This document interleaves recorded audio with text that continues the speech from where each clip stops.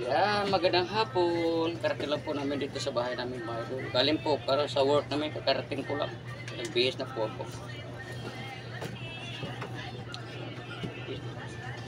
Bakit ba? Sampay ko muna to. Lagay dito. Dito ko sampay. Oh. Yan.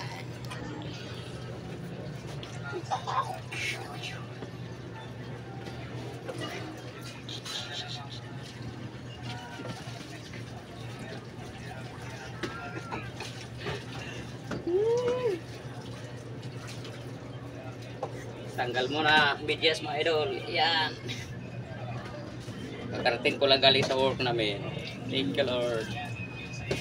Salamat dahil sa Panginoon. Siya ang may-ari ng mundo at sa atin.